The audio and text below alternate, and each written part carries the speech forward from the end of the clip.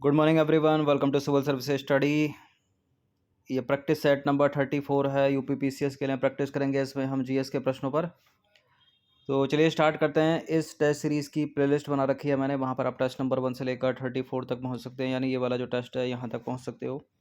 और इस test series की आप पेड सीरीज़ प्राप्त कर सकते हो। डिस्क्रिप्शन बॉक्स में नंबर है, उस पर कॉल या व्हाट्सअप कर दीजिए। अच्छा, कल जो 33वें नंबर का एक टेस्ट था, उसमें क्वेश्चन नंबर 1 में जो है एक प्रिंटिंग मिस्टेक है, मतलब उसमें से गलत हमको ढूंढना था। तो उसमें गलती से दोनों गलत हो गए, मतलब ए वाला जो विकल्प है वो भी गलत है और डी वाला विकल्प जो है वो भी गलत है। उसको देख लेते हैं एक बार। तो कल वाला ये वो प्रश्न था कि निम्नलिखित में से कौन सा एक सही सुमेलित नहीं है। तो राष्ट्रीय बालिका दिवस भी सही सुमेलित नहीं है कल वाले में, और राष्ट्रीय खेल दिवस भी सही सुमेलित नहीं है। ठीक है, राष्ट्रीय खेल दिवस जो है वो 29 अगस्त को मनाया जाता है, और राष्ट्रीय बालिका दिवस जो है वो 24 जनवरी को मनाया जाता है। लेकिन यहाँ कल के ऑप्शन में था 11 अगस्त, जो कि एक प्रिंटिंग मिस्टेक है, उसको करेक्ट कर लीजिएगा। ठीक है, तो राष्ट्रीय बालिका दिवस कब मनाया जाता है? 24 जनवरी को मनाया जाता है। और राष्ट्रीय खेल दिवस कब मनाया जाता है? वो मनाया जाता है 29 अगस्त को। 29 जुलाई को क्या मनाया जाता है? राष्ट्रीय बाघ दिवस। बस इतना करेक्ट कर लीजिए। चलिए स्टार्ट करते हैं। तो अब आ जाइए क्वेश्चन नंबर 1 पर। क्वेश्चन नंबर 1 है आर्सेनिक से रिलेटेड। आर्सेनिक के संदर्भ में निम्नलिखित कथनों पर विचार करेंगे। दो कथन है यहाँ पर, बताना कि इनमें से कौन सा सही होगा। देखिए, आर्सेनिक एक गंधहीन और स्वादहीन उपधातु है, और यह अपने अकार्बनिक रूप में अत्यधिक विषैला होता है। बिल्कुल ये करेक्ट है, दोनों के दोनों स्टेटमेंट सी है इसका आंसर। तो आर्सेनिक एक गंधहीन और स्वादहीन उपधातु है जो व्यापक रूप से पृथ्वी की भूपर्पटी पर विद्यमान है। तो पहला वाला करेक्ट हो गया। यह अनेक देशों की भूपर्पटी और भूजल में प्राकृतिक रूप से उच्च मात्रा में पाया जाता है। अपने अकार्बनिक रूप में यह अत्यधिक विषैला होता है, यानी हाईली टॉक्सिक है। तो दूसरा वाला भी करेक्ट हो गया। अब दूसरा प्रश्न है कि अंतर्राष्ट्रीय दक्षिण दक्षिण सहयोग दिवस जो है वो कब मनाया जाता है? अंतर्राष्ट्रीय दक्षिण दक्षिण सहयोग दिवस जो है वो 12 सितंबर को मनाया जाता है, और बाकी 11 जुलाई को जो है वो विश्व जनसंख्या दिवस मनाया जाता है।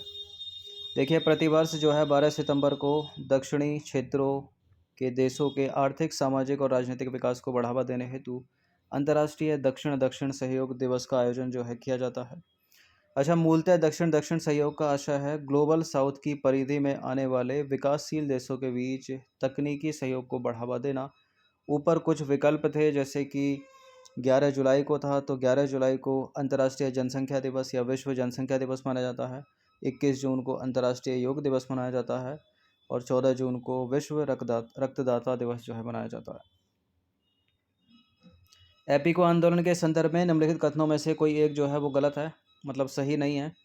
पहला है, एपिको आंदोलन भारत में वन आधारित पर्यावरण आंदोलन है। इस आंदोलन को पांडुरंग हेगड़े ने शुरू किया था, और एपिको आंदोलन का संबंध पूर्वी भारत से है।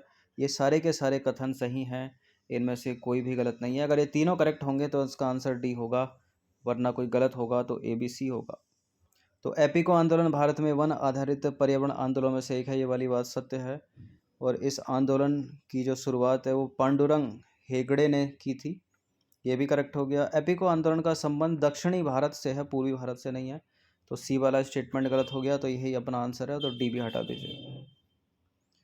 तो एपिको आंदोलन का संबंध है दक्षिण भारत से, न कि पूर्वी भारत से। इस आंदोलन को शुरू करने का श्रेय दिया जाता है पांडुरंग हेगड़े को।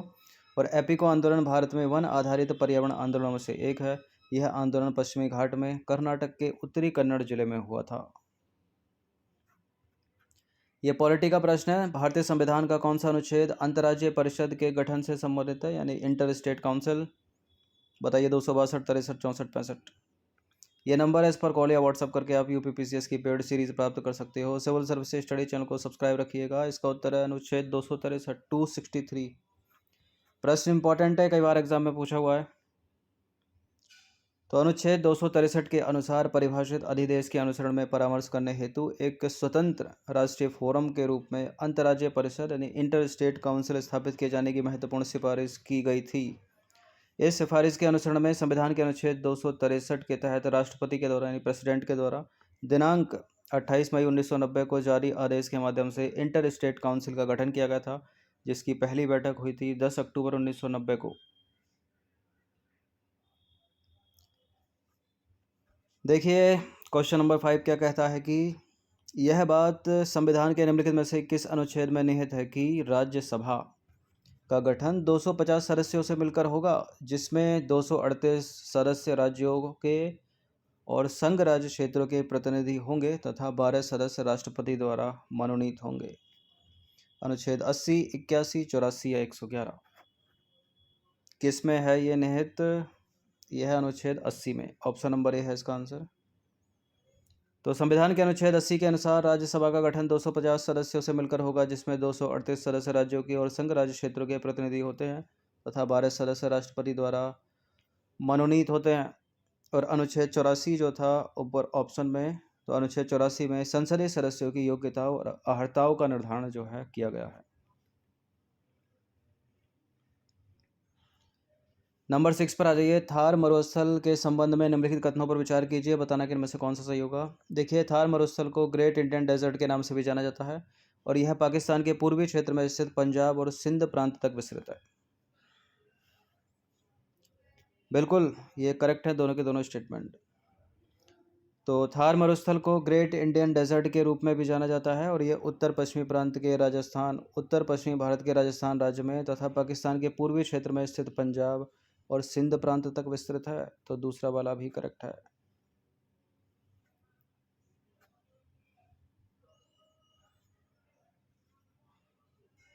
क्वेश्चन नंबर 7 पर आ जाइए। न्यूरोटॉक्सिन के संबंध में निम्नलिखित कथनों पर विचार कीजिए। Consider the following statement regarding neurotoxin. Neurotoxin एक विषाक्त पदार्थ है जो तंत्रिका ऊतक के लिए हानिकारक होता है। ठीक है, neurotoxin is a toxic substance which is harmful to the nervous tissue. और दूसरा वाला स्टेटमेंट है इससे संबंधित कि न्यूरोटॉक्सिन बहिर्जात रासायनिक न्यूरोलॉजिकल का एक विशाल वर्ग है। बिल्कुल, ये न्यूरोटॉक्सिन से संबंधित दोनों के दोनों कथन जो हैं सही हैं। सी है इसका आंसर। तो न्यूरोटॉक्सिन एक विषाक्त पदार्थ है जो तंत्रिका ऊतक के लिए हानिकारक होता है। न्यूरोटॉक्सिन बहिर्जात रासायनिक न्यूरोलॉजिकल का एक विशाल वर्ग है और यह विकासशील और परिपक्व दोनों प्रकार के ऊतकों के कार्य को प्रतिकूल रूप से प्रभावित करता है। ठीक है, this can adversely affect the function of both developing and mature tissue. Question number 8 पर आ जाइए। निम्नलिखित नदियों पर विचार कीजिए। तो नदी है जोक नदी, तेल नदी, सिमसा नदी और शिवनाथ नदी। इनमें से कौन सी नदी जो है वो महानदी की ट्रिब्यूटरी है? महानदी की सहायक नदियाँ कौन कौन सी हैं? देखिए, सिमसा नदी जो है कावेरी की ट्रिब्यूटरी है, मतलब कावेरी की सहायक नदी है सिमसा। तो जहाँ जहाँ दो है उसको एलिमिनेट कर दीजिए, फिर इसका आंसर मिल जाएगा आपको ऑप्शन नंबर बी 134, यानी शिवनाथ नदी, जोंक नदी, तेल नदी, ये महानदी की सहायक नदियाँ हैं। तो 1, 3, 4 इसका आंसर हो जाएगा। महानदी की यदि हम प्रमुख सहायक नदियों को देखें तो तेल नदी है, जोंक नदी है, ईव नदी है, मांड नदी है, हसदेव नदी है और शिवनाथ नदी है, जबकि सिमसा रिवर जो है वो कावेरी की ट्रिब्यूटरी है। क्वेश्चन नंबर 9 पर आ जाइए। 20 प्रश्न ऐड किए हैं इसमें प्रैक्टिस के लिए। निम्नलिखित में से कौन सा एक सही सम्मिलित नहीं है? 11 अक्टूबर को अंतर्राष्ट्रीय बालिका दिवस रह गया। ठीक है, अंतर्राष्ट्रीय बालिका दिवस। और विश्व खाद्य दिवस 24 अक्टूबर को, 10 दिसंबर को मानव अधिकार दिवस और 24 दिसंबर को राष्ट्रीय उपभोक्ता दिवस। इसमें से कोई एक जो है सही सम्मिलित नहीं है। 11 अक्टूबर को अंतर्राष्ट्रीय बालिका दिवस सही है, 10 दिसंबर को मानव अधिकार दिवस सही है, 24 दिसंबर को राष्ट्रीय उपभोक्ता दिवस सही है, लेकिन 24 अक्टूबर को विश्व खाद्य दिवस नहीं मनाया जाता है। विश्व खाद्य दिवस मनाया जाता है 16 अक्टूबर को। एक चीज़ ध्यान देने की और है कि 24 दिसंबर को राष्ट्रीय उपभोक्ता दिवस मनाया जाता है। अगर आपसे पूछा जाए कि विश्व उपभोक्ता दिवस या अंतर्राष्ट्रीय उपभोक्ता दिवस कब मनाया जाता है, तो 15 मार्च को मनाया जाता है। ये चीज़ याद रखिएगा। 10वां प्रश्न है, निम्नलिखित में से कौन सा जो है सही सम्मिलित नहीं है? यह रामसर स्थल और यह राज्य स्थान जहाँ पर वो हुए। सरसई नाबर झील उत्तर प्रदेश में, आसन कंजर्वेशन रिजर्व उत्तराखंड, काम्बर ताल बिहार और हैदरपुर वेटलैंड पंजाब में। ये इंपॉर्टेंट रामसर साइट है, मैच करने के लिए पूछ ली जाती हैं। सरसई नावर उत्तर प्रदेश में सही है, आसन कंजर्वेशन रिजर्व उत्तराखंड सही है, काम्बर ताल बिहार सही है, लेकिन हैदरपुर वेटलैंड तो उत्तर प्रदेश में है। तो हैदरपुर वेटलैंड कहाँ पर है? उत्तर प्रदेश में। इसके अलावा अगर पंजाब की हम रामसर साइट की बात करें तो देखिए 1990 में दर्जा मिला था हरीके झील को और 2019 में 3 साइट को जो है रामसर साइट के रूप में जो है एक ही साल में दर्जा दिया गया था पंजाब की। एक है केसोपर मियानी कम्युनिटी रिजर्व पंजाब का 2019 में इसको रामसर साइट का दर्जा मिला। ब्यास कंजर्वेशन रिजर्व पंजाब का 2019 में इसको भी रामसर साइट का दर्जा मिला।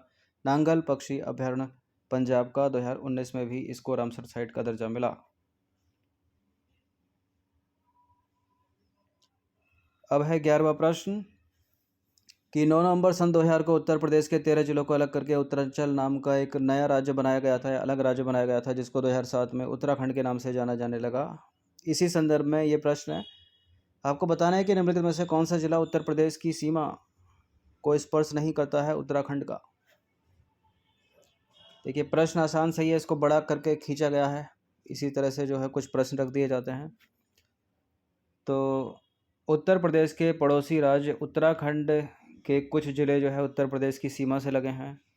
वो ज़िले हैं उधम सिंह नगर, हरिद्वार, देहरादून, और जो नहीं लगा है तो रुद्रप्रयाग नहीं लगा है। इसके अलावा ऑप्शन में कुछ भी आ सकता है। 5 ज़िले इनको याद रखिएगा। कौन कौन से हैं वो ज़िले? देहरादून है, हरिद्वार है, उधम सिंह नगर है, नैनीताल है और पौड़ी है। क्वेश्चन नंबर 12 पर आ जाइए। उत्तर प्रदेश की संस्कृति से संबंध रखता है यह प्रश्न। उत्तर प्रदेश के संदर्भ में निम्नलिखित में से कौन सा एक सही नहीं है? बायोटेक्नोलॉजी पार्क उत्तर प्रदेश में लखनऊ में, राज्य चर्म विकास एवं विपणन निगम लिमिटेड आगरे में, और तीसरा है राजकीय चीनी मिट्टी पात्र विकास केंद्र खुर्जा में, और चौथा है भारतीय पशु चिकित्सा अनुसंधान संस्थान मिर्ज़ापुर। देखिए ऊपर के तीनों सही हैं, लेकिन चौथा वाला गलत है। भारतीय पशु चिकित्सा अनुसंधान संस्थान मिर्ज़ापुर में नहीं है। तो कहाँ पर है ये? इज्जत नगर में। ठीक है, इज्जत नगर बरेली में। 13वां प्रश्न है, उत्तर प्रदेश राज्य के संदर्भ में निम्नलिखित में से कौन सा एक असत्य है? एक बार फिर से, राज्य की सबसे पुरानी तापीय परियोजना हरदुआगंज तापीय परियोजना, राज्य में सर्वाधिक कोयला प्राप्त जिला है सोनभद्र, इंदिरा गांधी राष्ट्रीय उड़ान अकादमी स्थित है नोएडा में, और उत्तर प्रदेश की महिला साक्षरता है 57.20%। राज्य की सबसे पुरानी तापीय परियोजना हरदुआगंज तापीय परियोजना सही है, और राज्य में सर्वाधिक कोयला सोनभद्र से प्राप्त होता है। उत्तर प्रदेश की महिला साक्षरता बिल्कुल 57.20% है, लेकिन इंदिरा गांधी राष्ट्रीय उड़ान अकेडमी नोएडा में नहीं है। तो कहाँ पर है यह है फुर्सतगंज में। नंबर 14 पर आ जाइए। पॉलिटी का प्रश्न है, भारतीय संविधान का कौन सा अनुच्छेद भारत की विदेश नीति से संबंध रखता है? 380, 312, 60, 51। ये directive principle of the state policy है। ठीक है, अनुच्छेद 51 है, यानी राज्य का नीति निर्देशक सिद्धांत है। तो भारतीय संविधान के अनुच्छेद 51 के अंतर्गत राज्य के नीति निर्देशक तत्वों में अंतर्राष्ट्रीय शांति और सुरक्षा की अभिवृद्धि का उल्लेख है, इसलिए विकल्प डी सही है। चलिए क्वेश्चन नंबर 15 पर आ जाइए। ये भी इंडियन पॉलिटी का प्रश्न है। निम्नलिखित अनुच्छेदों में से कौन सा एक जो है राज्य सरकार को ग्राम पंचायतों को संगठित करने के लिए निर्देशित करता है? अनुच्छेद 32, 40, 48, 51। इसका आंसर ऑप्शन नंबर बी, अनुच्छेद 40।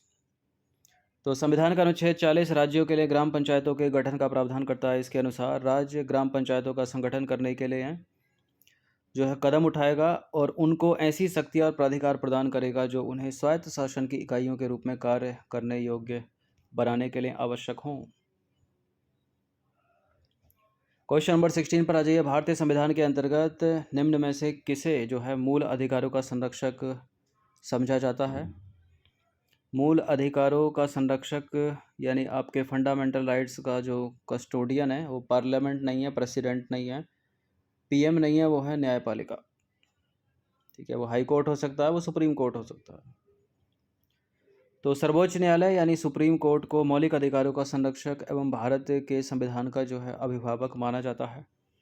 सी है इसका आंसर। ठीक है, सबसे बड़ा कस्टोडियन तो यही है देखा जाए तो, लेकिन हाई कोर्ट भी ठीक है 5 प्रकार के रिट निकालता है और सुप्रीम कोर्ट भी 5 प्रकार के रिट निकालता है। तो मौलिक अधिकारों के संरक्षक है दोनों के दोनों ये। क्वेश्चन नंबर 17 पर आ जाइए। निम्नलिखित में से कौन सा अनुच्छेद संविधान का के अनुच्छेद 21 के दायरे में नहीं आता है? क्या चीज़ है इनमें से? एक चिकित्सक द्वारा घायल को चिकित्सकीय सहायता, कार्यस्थल पर महिलाओं का लैंगिक उत्पीड़न, पानी की गुणवत्ता को दूषित करना और मृत्यु दंड। अनुच्छेद 21 के दायरे में एक चिकित्सक द्वारा घायल को चिकित्सीय सहायता है, कार्यस्थल पर महिलाओं का लैंगिक उत्पीड़न भी है, पानी की गुणवत्ता को दूषित करना भी है, लेकिन मृत्यु दंड नहीं है इसमें। तो एक मामला हुआ था जगमोहन सिंह बनाम स्टेट ऑफ उत्तर प्रदेश में जो है सुप्रीम कोर्ट की 5 सदस्यीय पीठ ने मृत्युदंड को अनुच्छेद 21 का उल्लंघनकारी मानने से इनकार कर दिया। अतः स्पष्ट है कि मृत्युदंड जो है अनुच्छेद 21 के दायरे में नहीं आता है।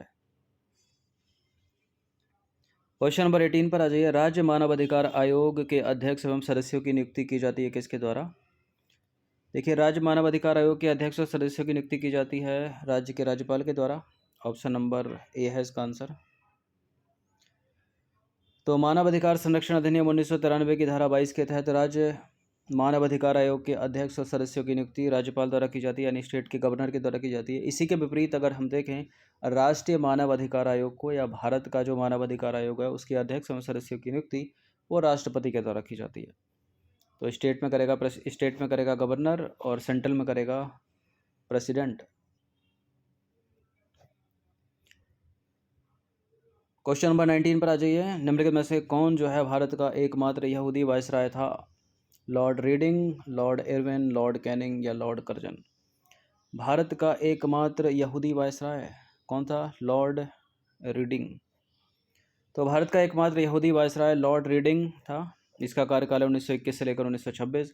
इसके समय चौरी चौरा की घटना हुई थी, स्वराज्य पार्टी का गठन हुआ था और रोलेट एक्ट का निरसन हुआ था। ठीक है, और रोलेट एक्ट पारित जो हुआ वो कब हुआ? वो चेम्सफोर्ड का शासनकाल है। 20वां प्रश्न है, अंतिम प्रश्न है। भारतीय पुरातत्व सर्वेक्षण यानी आर्कोलॉजिकल सर्वे ऑफ इंडिया की स्थापना किसके काल में हुई थी? Lord Wellesley, Lord William Bentinck, Lord Curzon, Warren Hastings? बताइए। लॉर्ड कर्जन इसका आंसर है, बंगाल का विभाजन करने वाला। ऑप्शन नंबर बी है इसका आंसर। तो भारत में पुरातत्व सर्वेक्षण संबंधी प्रयास जो है 1784 में कलकत्ता में विलियम जोन्स द्वारा एशियाटिक सोसाइटी की स्थापना के साथ प्रारंभ हुए थे, परंतु लॉर्ड कर्जन के कार्यकाल के दौरान वर्ष 1901 में भारतीय पुरातत्व सर्वेक्षण को एकीकृत एवं केंद्रीकृत स्वरूप देते हुए जॉन मार्शल को इसका महानिदेशक नियुक्त किया गया। तो यहाँ सही उत्तर विकल्प बी हो जाएगा, क्योंकि लॉर्ड कर्जन करेक्ट होगा, क्योंकि कार्यकाल या शासनकाल की बात हो रही है। तो 20 प्रश्न थे मिस्टर जीएस के, इनकी प्रैक्टिस एक बार कर लीजिएगा। देखिए, यूपीपीएससी आरओ की भी टेस्ट सीरीज चल रही है, उसका भी लाभ उठाते रहिए और आप दोनों का जो है पेड ग्रुप ज्वाइन कर सकते हो इस नंबर पर कॉल या व्हाट्सएप करके। धन्यवाद।